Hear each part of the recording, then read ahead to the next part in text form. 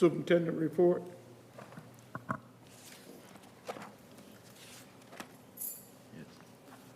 Board President Johnson, Mrs. Terry, we're going to begin with the campus and district improvement plans.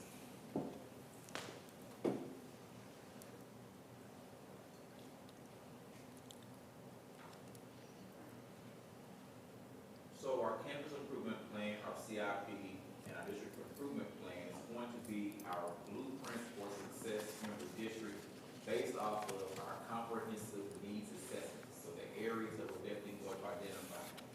And effective CIP and DIP will focus in on three key areas or three purposes: to unify, to align, and a clear sense of accountability.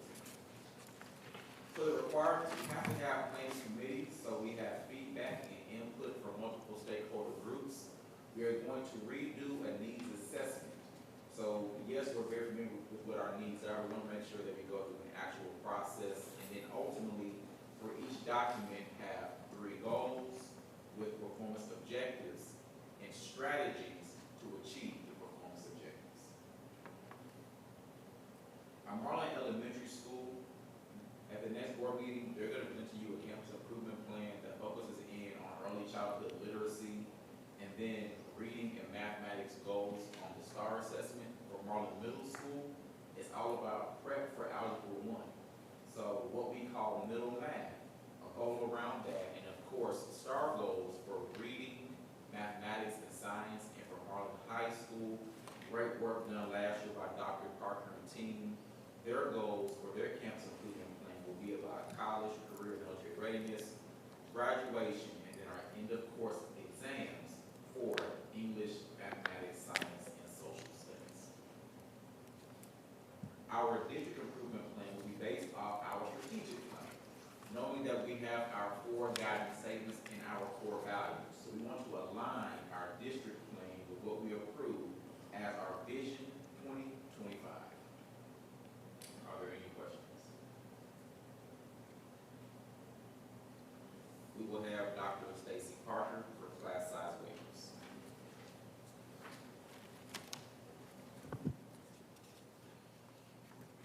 Good evening, Board President Johnson, Superintendent Henson, members of the board. I would like to present to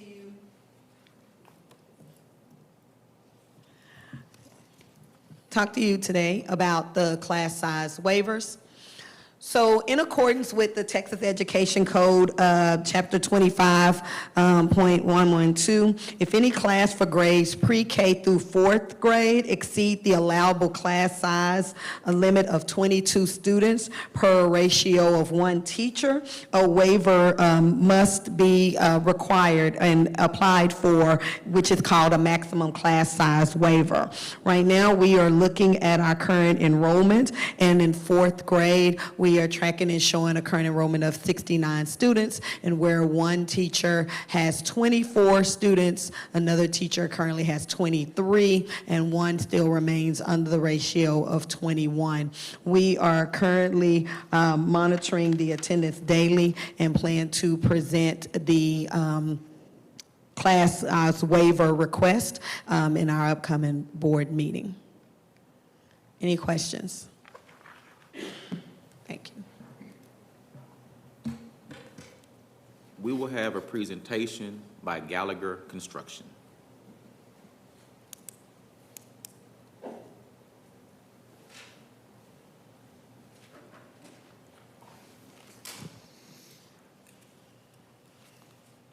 Thank you for letting us be here this evening. My name is Steve Risser. I'm with Gallagher Construction.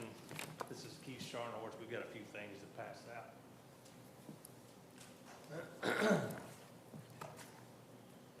Right here. So Keith is, we like to refer to him as our repurposed superintendent from Clyde ISD. He's retired, and we worked with him on a bond program. He's also past superintendent of Gallagher, of Grandview ISD. So just a little bit, I was just going to go through and talk a little bit about, if I can, there we go, just the agenda, talk about a little bit about Gallagher Construction, kind of who we are, We've been asked by Dr. Henson to do a facility review of the high school, and so just to present a brief overview of that, just to show you some general options and some considerations for you guys to have as you think about moving forward with a potential facility plan for the high school. And then any kind of next steps and thoughts. So we'll just get going. Gallagher Construction, we're a construction services firm. The Gallagher family's out of DeSoto. Our office headquarters is in Richardson. We've been building schools since the late 50s, late 60s, so a little over 50 years old. We just work in Texas. We just primarily do K through 12 districts. We do construction services, of course, and program management, bond planning, facility planning. We do work for municipalities, fire stations, police stations, and those types of things, but school districts are primarily for whom we work. This map, I know it's a little hard to see, but you can kind of tell up in the north section there in the Panhandle, that's the farthest district, northern district that we work with is Stratford, Texas, which is almost to Kansas. Our southernmost district is down by Corpus and Sinton, and then we're out in Ozona. As you can tell, most of our work is up here in the northeast quadrant, specifically in the Region 12 and Region 6 areas, Calvert, Brevemont, North-Zoltz, Normandy, Centerville, Dawson, Waco, Somerville, Dimebox, to name a few. Most of the districts that we work in are either fast growth districts or districts that have experienced some sort of financial change due to a 313 agreement, major manufacturing plants, solar, wind, something that has changed their financial landscape that allows them to improve their facilities in some way. In addition to that, I mean, we do work for larger districts, Mesquite and Waxahachie and those types of places, Waco, but most of them are kind of the outskirts of the metroplexes and like I said, have some financial change or experiencing fast growth. So we had a chance to take a look at the high school, and I will say, and I also got a chance to look around this campus. Your janitorial, your maintenance staff, and your administration done a great job of upkeeping the facilities. You can certainly tell they take a lot of pride in making sure and maintaining the way they should. We see, as you can tell, we see a lot of districts of all shapes and sizes, a lot of buildings of all shapes and sizes and uses, and you guys have done a great job of keeping up with your building. When we look at a building, we're looking at it from a standpoint of building code. In other words, if we were to build the building today, what codes would we need to meet in order to meet the TEA standards and the International Building Codes? So things like life safety, fire alarm, electrical building codes, ADA, Texas accessibility standards, those types of things. And we notice several areas, not due to anything else, but age and building code changes and TEA standards and requirements. There are several elements of the building that just doesn't meet current code. For example, this is one of the restrooms that just doesn't meet current standard. Doesn't have anything to do with what the district may or may not have done. It's just changing building code. This is the teacher workroom, and back in the administration office, similar situation where you don't have any millwork work that meets current code. Restrooms. There is some dilapidation of the auditorium with the curtains, the lighting, the ceiling tile. You can see that there's some sagging in the ceiling tile up there in the top of the auditorium. That's usually an indication of excessive humidity or moisture, which is inadequate air ventilation, which doesn't meet current energy efficiency codes. Same way with the electrical components that just doesn't meet current code. Same way with life safety. We have noticed some indication of some moisture damage. Could be a result of roof leaks. It could be a result of air conditioner condensate line leaks, or a combination or both. We've also noticed the door. This is the corridor. These doors are wooden doors. They're not fire rated. At that point, they didn't, when this building was constructed, they didn't have the life safety and fire rating codes that they have today, so it doesn't meet current fire, they're not currently fire rated, and it doesn't meet current ADA.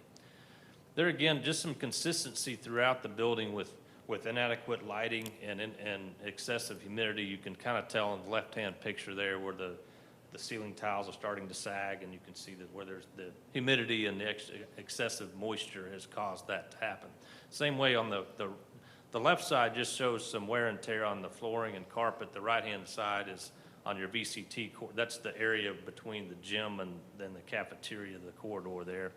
And you can see the ripples in the VCT and the flooring, and then of course, again, some sagging on your ceiling tile. Little bit of structural issues, didn't notice a whole lot, especially for the age. We've seen a lot worse, but there is some indication of some structural movement in a few areas of the building for sure. Same way with just moisture damage and typical wear and tear. This is a science lab to the left. You can see the crack in the flooring on the right. There again, just some indication of some structural movement. The millwork and the science lab, the science elements, the lab stations and those kinds of things are really kind of, they appear to have reached their useful life. The bleachers in the gym, when we went in the gym, it was excessively hot in there. It's good for those kids, but when you get to be my age, it's a little tough. But it's the bleachers, and there's just some dilapidation in the gym itself with the bleachers. They don't meet current ADA. There was some evidence of damage, and then of course moisture damage and then ceiling damage as well in the locker rooms and the showers. You can kind of see the picture to the left. You've got some erosion there, and then cracking tile on the right.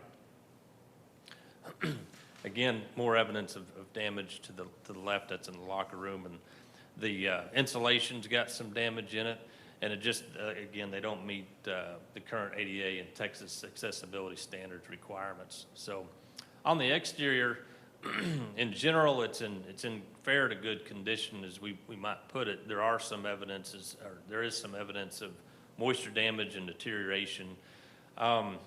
Parking, and there's erosion of the asphalt and concrete and failed sealants and joints and those types of things around the sidewalks. Painting is beginning to fade on the exterior. But one thing we did notice, this is a little tougher to see, but you can see on the picture on the left-hand side, there's some separation between the column. This is at the gym. There's some extensive separation of the column at the gym. Yeah, I don't know that the pointer can. Hold down, it'll turn into a mouse. Oh, really? And you can move the mouse around. There you go. Hold down the top button. Perfect. Oh, look at that. That's fancy. Right there. You kind of see that gap right there. Boy, I need to get one of these. Everything is first class. Yeah, man, I'm telling you, this is awesome. So do you see the gap, this is towards about the top of the middle portion of the building. As it goes up to the top, you can see how that gap widens. That's a fairly significant indication of some structural movement of that support column. We're not structural engineers. We're a construction firm. We're just simply doing an evaluation. But I would recommend having a further investigation done on that to see if there's any significant movement going on. I don't know how long that's been there either. So not sure why that turned out like that, but some options, some thoughts to think about is this is just an aerial or an overview of your district. Here's the high school, of course, and here's where we're sitting right now, the middle school and the elementary school. So just to kind of give a little lay of the land, one of the things that you could consider doing is simply renovating the gym. And the question might be, well, is it in good enough condition to renovate? And certainly it is. We're not advocates of just tearing down a lot of buildings just because we can tear them down and start new. We'd rather salvage those that are worth salvaging. And we also recognize that in a lot of communities, the high school, the older high school is a monument of the community. A lot of people have a lot of history and memories and those types of things there. So if it's worth renovating, then it's certainly worth considering for sure. Although a lot of times we like to do what's called a cost index analysis, which means that we'll take a look at the building, see how much it costs to renovate it. And what I mean by renovating is getting it up to current code, current TEA standards and requirements, current energy efficiency requirements, and all those things that would be required as if we were going to build it today. And then we compare that cost to the exact same size and type of building that's a new one. And usually if that factor exceeds 50% or more, then it is a candidate for replacement. If it doesn't, then it's not. Some buildings are just flat historical museums in some ways, and they just don't know, regardless of how much it costs to renovate it, we need to keep it. And so there's always those options as well. But one of the options would be to renovate it, which would consist, of course, of new flooring and any kind of structural repairs that would need to happen in order to get it structurally sound. New bleachers, goals, padding, HVAC, locker room renovations, basically keeping the exterior walls but completely renovating the new one, or completely renovating. This is an example. Are you guys familiar with Dime Box? It's not too far, I guess about an hour from here, hour and a half.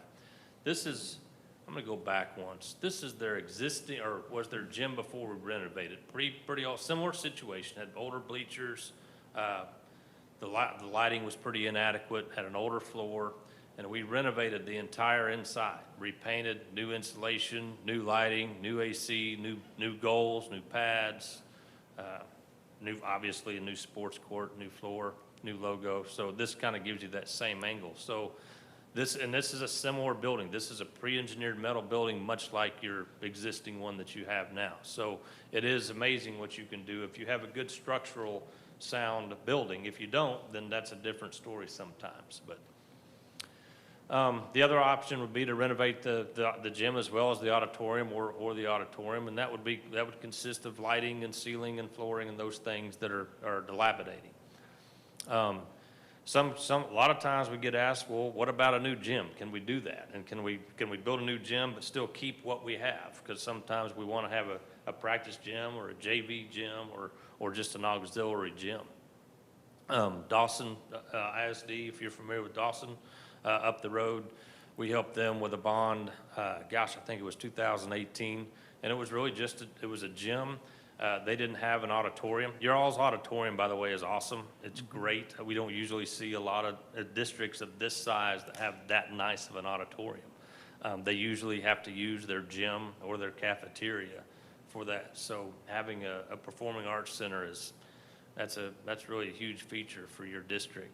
They don't have one, Dawson doesn't, so the next best thing was to build a gym that included a stage and some theatrical equipment with sound and lighting systems. They had backstage dressing areas and loading areas from the outside, which was, it actually turned out very well. It also has a lobby and locker rooms and those kinds of things. But that's something to consider as well. This is the outside of it, partially brick. It was a pre-engineered metal building for the most part, much like your gym that you have now, with some brick and accents around it. This is a gym that we did for Brock ISD. It's a gym, in fact, we just finished, they just moved it in here just this fall, about a month or so ago. Built a new junior high school gym. It's, of course, competition size. It doesn't have any seating on the outside. It does have a locker room, or I'm sorry, a weight room that's accessible to the gym. And of course, it has glass where you can see the court from the weight room. And it serves, they're a pretty good, basketball, as you may know, is a pretty good program for them, and they pay a lot of attention to that. But so one of the thoughts would be, if you wanted an auxiliary gym as well as keep the existing one, is to potentially put a new gym somewhere alongside the frontage road there. And this is just a thought, kind of putting a dart on a wall, so to speak, but putting a gym there with some parking and a separate entrance in that area. Something similar, about 20,000 square feet or so. That's what this square indicates. We just wanted to kind of run the feasibility from a size perspective, is how would a new gym fit somewhere in that area without having to tear down any of the existing buildings? And that would be a potential spot to do that. And that represents about a 20,000 square foot building without a stage but with parking. Sometimes people like to add their administrative space or auxiliary space to the gym. This indicates about a 28,000 square foot building without having to tear down your existing structure. Some questions, of course, we would have if we would want to do something of this nature. Would we want to have a boardroom, or would we want to have additional office for some administration from some of the other campuses? Would there be any need for some specialty rooms, that kind of thing? A lot of questions to be answered. The other side would be to keep the existing gym and replace the whole high school. And of course, you certainly can do that. You could do it in phases. This scenario here represents an entirely new school while keeping the existing gym as well as the existing vocational center creates new parking, a new drive all the way through. This is just another rendition of that, just basically the opposite in terms of the entrance. Here you have potentially an entrance over here on this side where, similar to where the existing entrance is. And then here you have the entrance over on this south end there.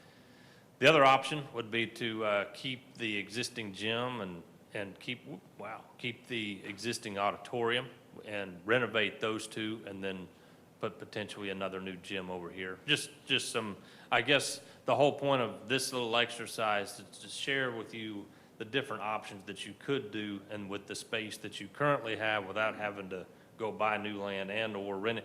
The other side of that is your auditorium space is extremely expensive to build. And so if you can, like I said, it's great size, has great amenities. If we could keep that, renovate it, and then build, if you wanted to replace the existing building, it'd be certainly worth considering for sure.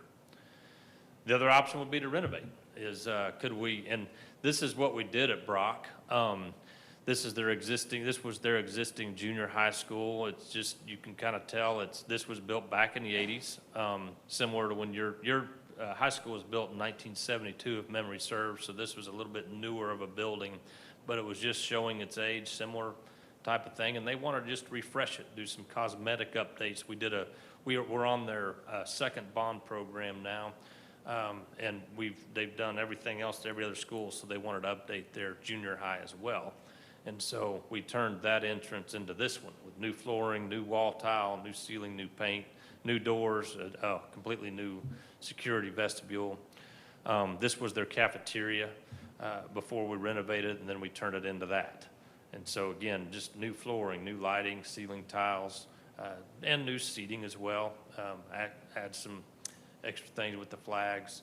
They wanted to get rid of the entire lockers all throughout their whole corridors. So we went in and renovated their hallways and turned it into that.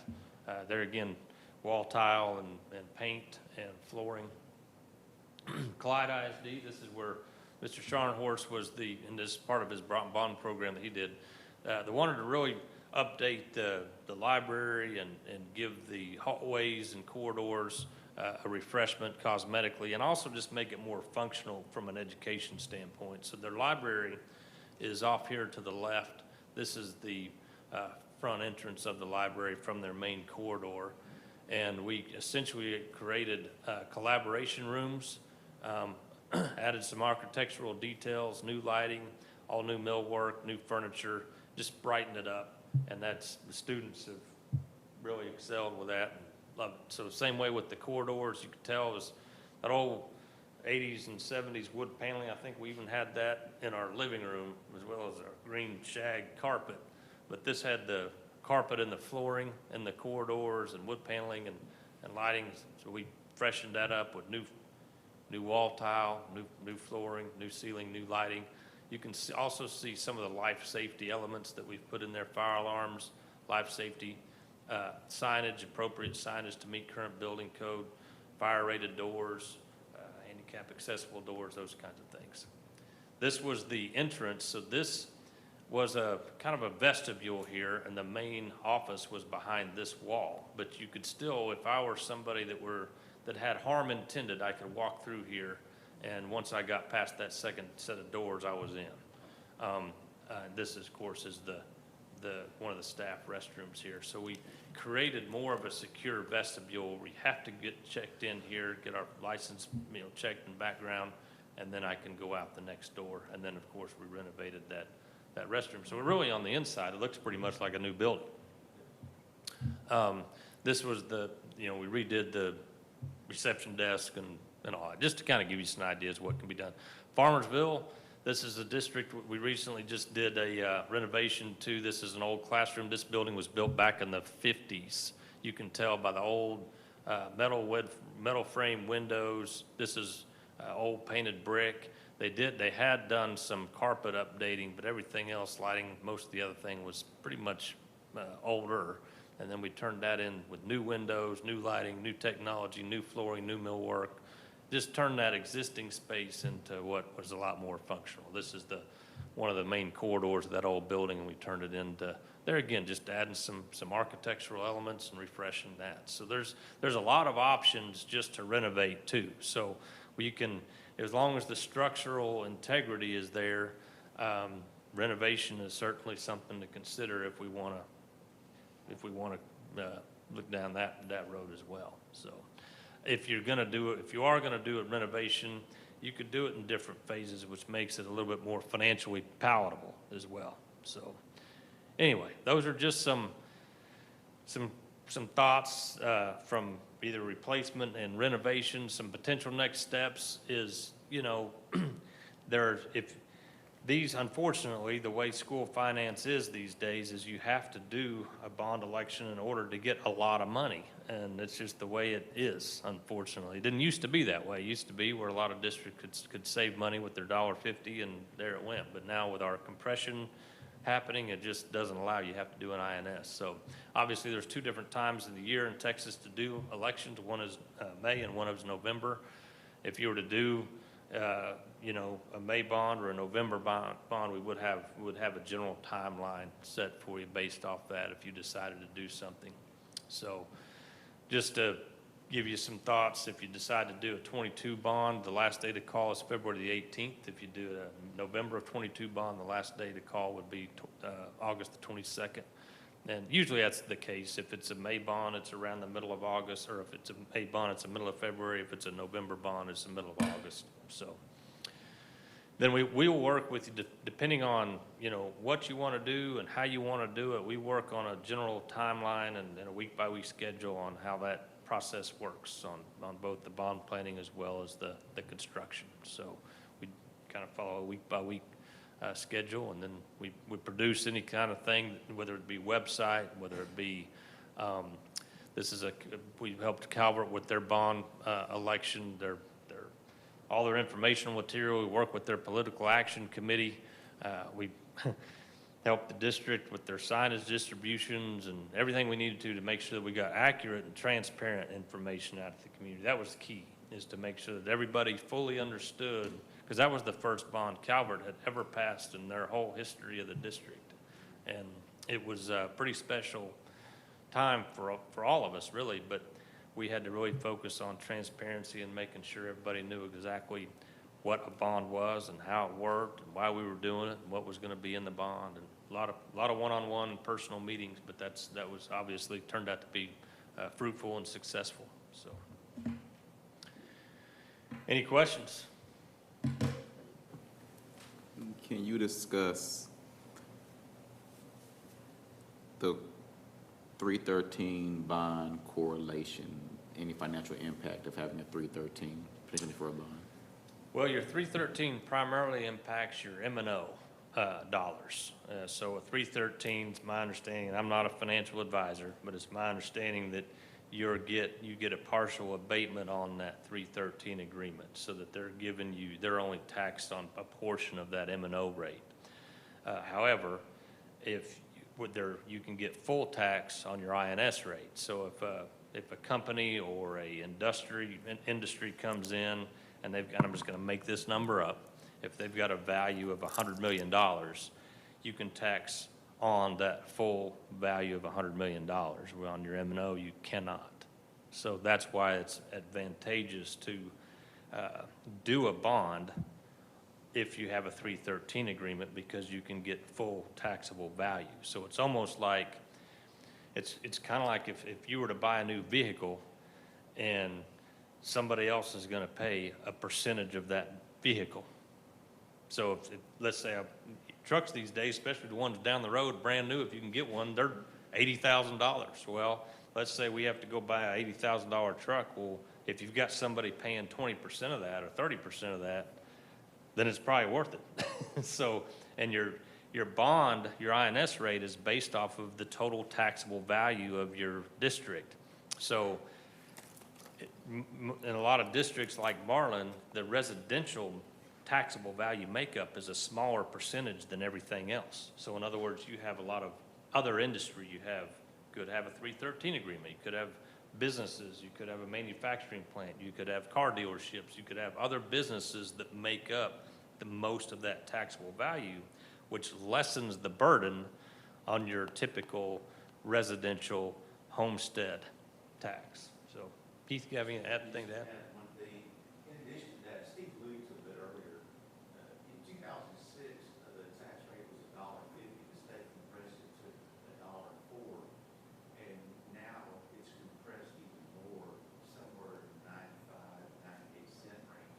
What happens is, when the state compressed it without considering what it did budget-wise, the M&O side, where you used to be able to do things to your facility, put money in fund balance, pull it out, put it back in facilities, those days are over.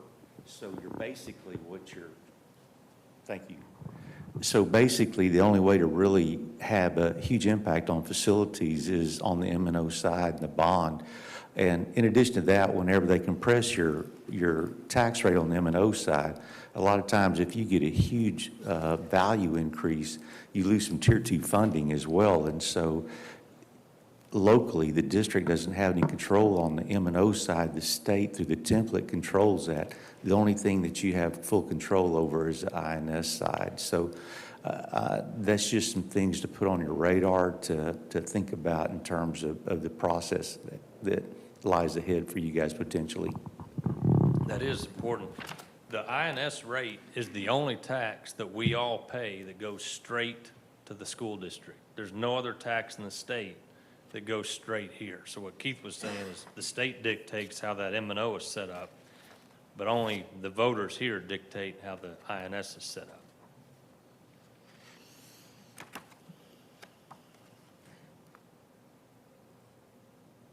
Any other questions? Thank you guys very much for your time.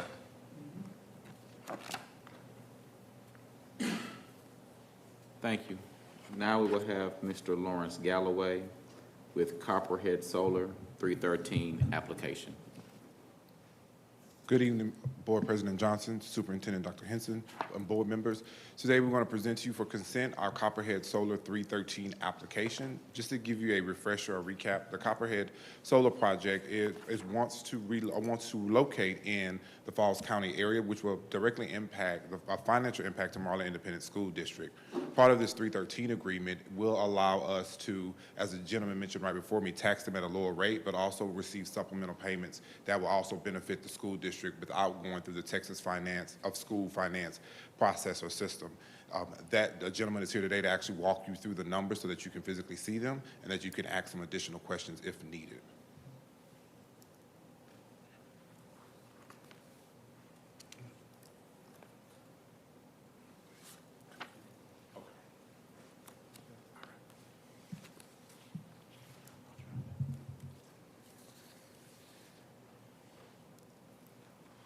Good evening. Chris Kramer with Colwell Consulting. Pleasure to be here tonight, discuss the financial impact of the Chapter 313 agreement. I know that you all have some background in regards to the project, have Eddie to guide you all through some of the legal ramifications, but oftentimes at the end of the day, there's a question of what's in it for us, why do we do this? If the company is going to save all this money in taxes, why us as a school district do we entertain this process? Oftentimes the takeaway is if we're getting less taxes from a taxpayer, that's got to be bad for a school district. I'd like to walk us through briefly as to why this program is set up to be a win for the school district as well as a win for the company, because that's an easy takeaway. But talking tonight specifically why, financially speaking, this is a good opportunity for Marlin ISD. Just a little bit of background about myself and our firm. Been working with school districts just like this for about 12 years, guiding them through the Chapter 313 process. The program itself has been in place for 20 years. It was just over 20 years ago that the legislature took action and passed House Bill 1200, enacting the Texas Economic Development Act. Most commonly, it has been called Chapter 313 because the statute that guides the program is housed under Chapter 313 of the tax code. This is the major economic development and now the only economic development tool that a school district has to entice qualified property, qualified development within the bounds of a school district.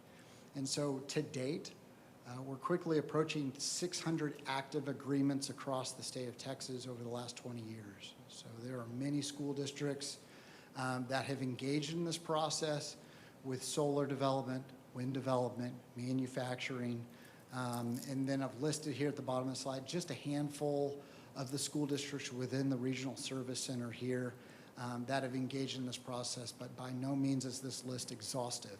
Again, hundreds of school districts across the state out of the 1,024 school districts that there are within the state of Texas have engaged and found success.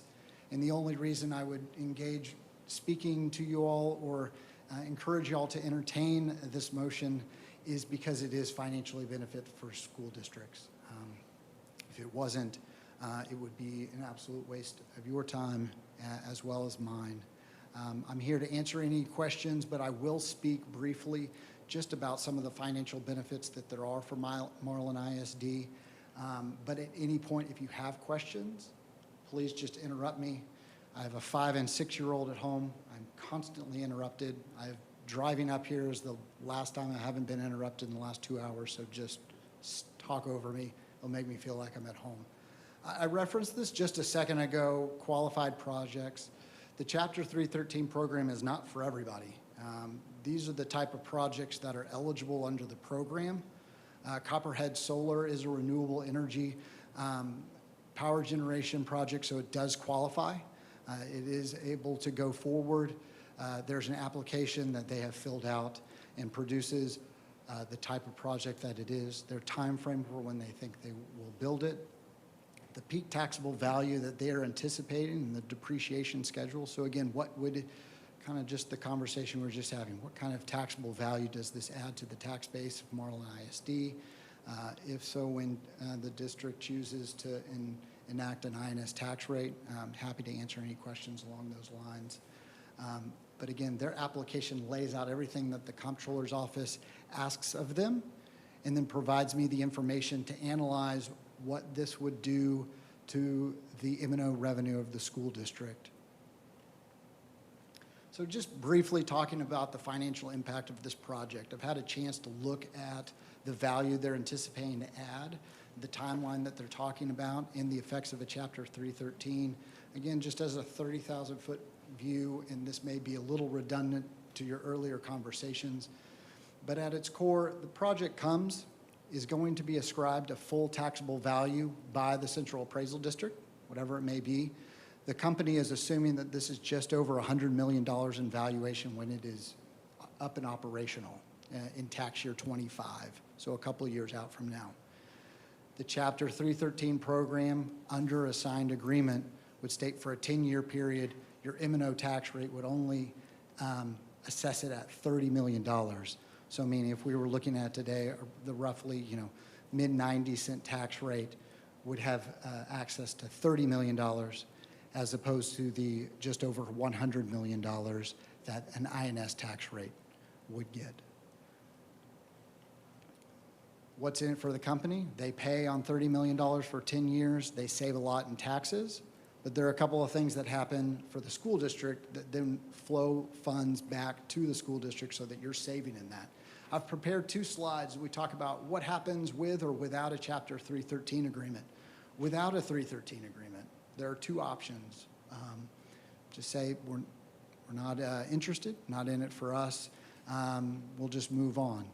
One is that, well, the company says, and as they state in their application, the Chapter 313 is necessary for us to locate within the district's boundaries. But let's say they decide to come anyway.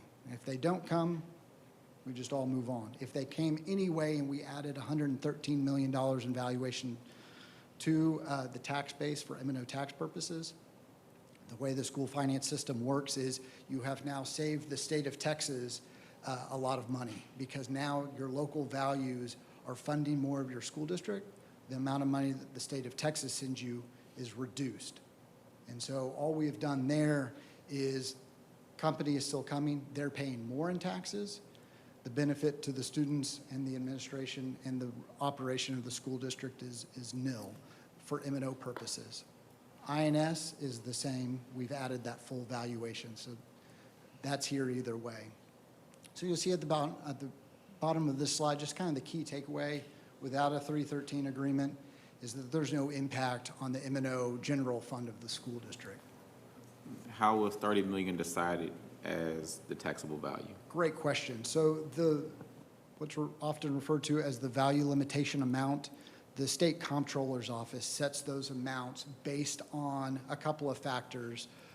But for Marlin ISD, that's based on the industrial value of property, and they have a matrix that's set up. And so you may speak with other school districts that have different value limitation amount.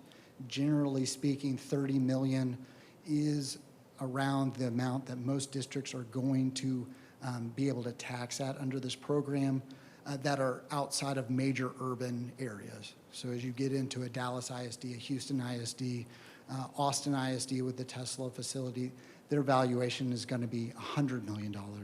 The idea is that it's attracting even larger scale investment to those areas. But $30 million here for Marlin ISD set by the state comptroller's office, and so it's just dictated, and that's part of the program brought in there.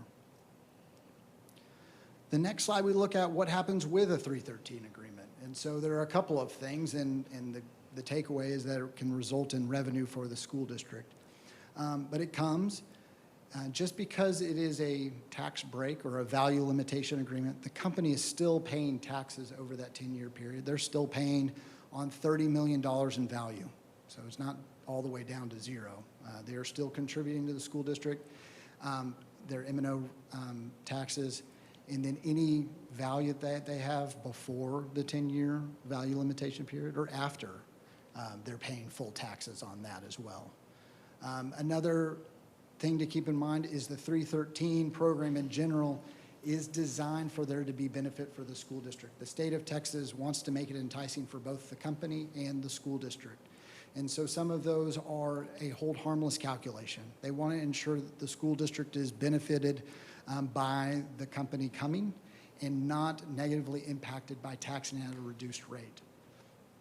One of the things we do at Colwell Consulting and is to guide you through this process is to help you understand and walk you through what it means financially speaking. One of those key provisions is the calculation of the hold harmless.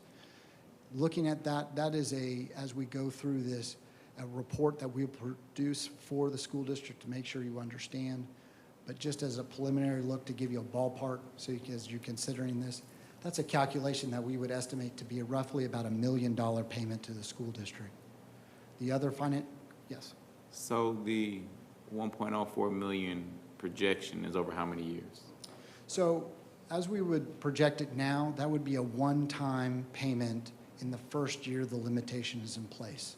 So that is a tax year 25, the 25-26 school year. That's the first year the limitation is in place. That is a sum that represents what you would have received under a school finance system had it come, and with some asterisk applied. But again, an amount that we would calculate. The company writes the school district a check for $1 million in that first year. But if that's to offset, then that means our total revenue on the last arrow wouldn't be 2 million. It would be more like the 1.13 because the 1.14 would make it net neutral. That's correct. And I'm trying to keep us out of the weeds here, but the way that the school finance system works here is that if we added, Sam's going to hate me for this. The way that it works is it's the amount of revenue you would have received if the project was fully taxable. We based it on prior year values in determining state aid, so that really that 1.4 is above and beyond, because if we assessed what you would get in M&O revenue if the project came with current year values, we would just reduce that funding. So if we were to look at, produce a table, and we will in our report, what your general fund revenue would look like if we held everything constant and added the 313 project in, that 1.04 million would be a boost over the prior year revenue. So it is a hold harmless calculation, but it is an augmentation of your general revenue fund from the prior year. The other source of revenue which is a little less convoluted, is a payment in lieu of taxes. So we're able to negotiate, company saves revenue, they're saving tax payments. We're able to negotiate some of the percentage of those funds flowing back to the school district. State law dictates that those payments on an annual basis for about a 15-year period may not exceed $100 per average daily attendance. We will work with the school district to make sure we're capturing the average daily attendance that is appropriate. But we were using kind of a rough estimate of about 780 as an ADA. If we were to do that over the allowable time span, that would result in an additional $1.13 million for the school district, Over how many years? 15 years. 15 years. So if we used our ADA payment that we're thinking of, if we, again, for display purposes, 780 as an average daily attendance, multiplied that by 100, that is your annual payment that you would be allowed each and every year for 15 years. So 78,000 or thereabout. So my question about that, and it's important for contract language, that 780, is that weighted ADA or just actual enrollment? That's the, just not weighted A, just your refined ADA. So I wish it was enrollment, it's not enrollment. So we'll look at some of your finances and what the Now, state is has that for in you. statute or can that be negotiated in contract? The statute is that is the cap that is allowed. We may not exceed that amount annually, Correct. Okay, so that's the cap. So That's the therefore, cap. we can discuss up to the cap.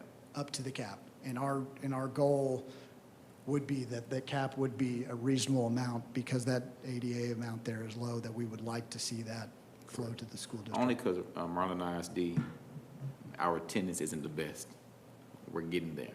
And so knowing that a refined ADA is going to be really refined based off our enrollment. Because once you refine our ADA, we can have an enrollment of 900. Yes, sir. We're probably going to receive ADA of 750, Yeah, 780, whatever the number would be.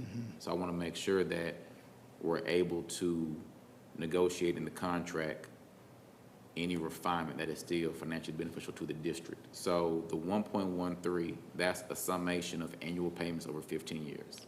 yes, sir. So then we only receive payments for 15 years? Yes, sir. Okay. Yeah, the tax savings for the company are 10 years.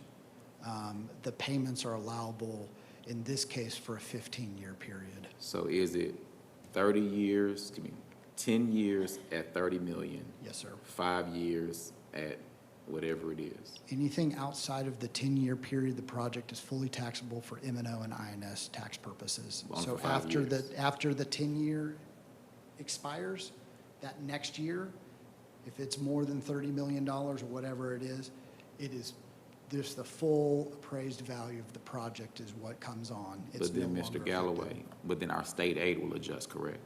So it's going to be a wash. So I guess the question for myself and the board, because trust me, I'm down for the 313. What's our revenue going to be above and beyond our state calculation in Omar's template, Omar Garcia Power? Like what's going to be our revenue above and beyond?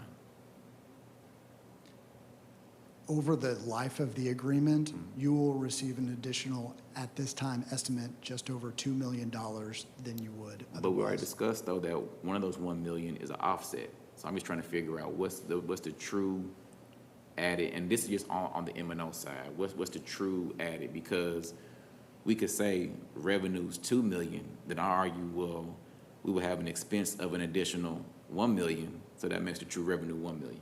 The only thing I would say, and it's messy at best, the offset is the offset of a hypothetical. It is comparing what you would have received if the project had been fully taxable, and you would have kept all of that, which is not allowable under law. So like you said, just as we were discussing what happens when the limitation goes away, we just reduce all of that.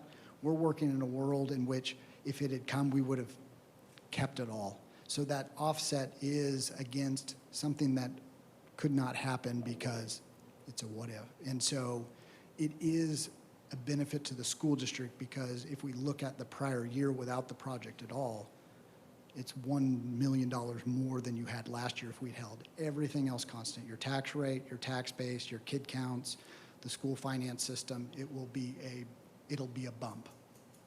So for clarification, in 25, if I'm not mistaken, or 24, payment for $1 million. When do we start receiving the annual payment that I'm gonna negotiate for the refined ADA payment? Is that next year, 23, 24? I think the earliest, and it would be subject to negotiation, the soonest that we can start accounting for it, I'll put it that way, would be tax year 2023. Yes, sir. Thank you.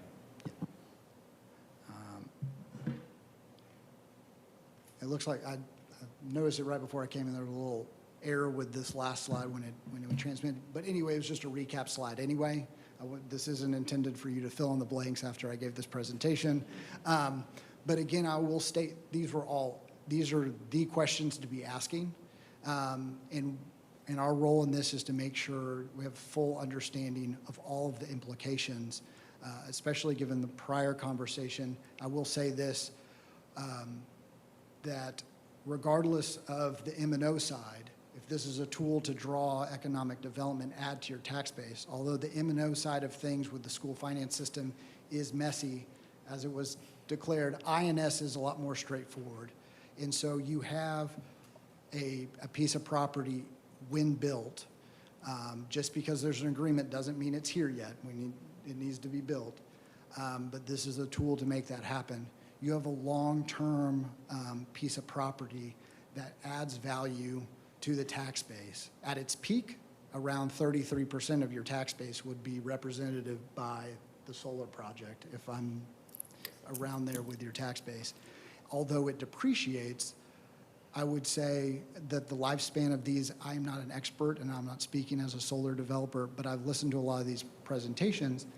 They use a lifespan of 30, 40 years where you have a piece of property that has a value of tens of millions of dollars for a very long time, as opposed to, I'm assuming, is not adding a substantial amount of revenue to the school district in its current state. So eventually, this property or this project would appreciate. So at maximum value, this project might be 33%.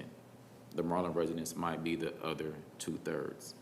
Then as our homes begin to appreciate and you begin to depreciate, we could be 33.67 and then eventually 25.75.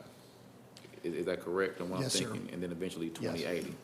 All things that, and again, I'm not speaking as an authority on the topic, but we'll provide you all the information to have those conversations if you move forward and are thinking about tax base, INS rate, those types of things, how to structure things to take advantage of increased value and how long that would be in place. And so tonight's just the application. When will we know if the application is approved by Copperhead Solar? So the phases here, yeah, tonight is the application. You're not binding the school district anything. This is the equivalent of going to the dealership and metaphorically kicking the tire. You have the option to walk off the lot, but we are going to overturn every little rock and get all pieces of information for you. It's about a 6-month process before we tie the ribbon on the present and bring it back to you. And so, again, over that time, the comptroller's office is doing their full review, economic analysis review, to make sure this is an appropriate project and it's good for the state of Texas. We're examining the finances and how it interacts with Marlin ISD's M&O revenue. And Eddie is working through the agreement to get that back to you all as well over that time span. So about 6 to 7 months from now is when a formal agreement and everybody comes back and say, these are the terms we've agreed to, and it's put to a vote by the board here. And then at which point, with that in their hand, then it's up to Copperhead Solar to begin development of the project. And so the application, we're sending it to the comptroller or to who? So we, at this point, when voted to accept it, it's reviewed one more time by Eddie and myself to make sure all the pieces are there. It is sent off to the comptroller's office. They begin a review to make sure that they think that all the necessary items are available, and then they look at kind of a 25-year tax outlook across various factors, not just school finance, but construction and everything.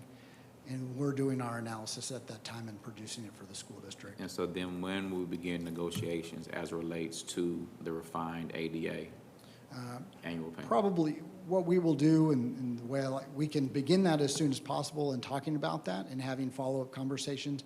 But really what we'll want is to get over a couple of hurdles with the comptroller's office to make sure we're not spinning anybody's wheels, getting too far down the road, picking out light fixtures when we're still putting up drywall. So.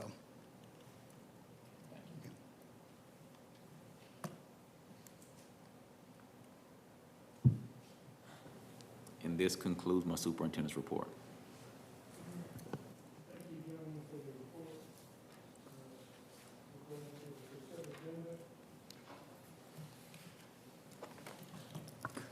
Do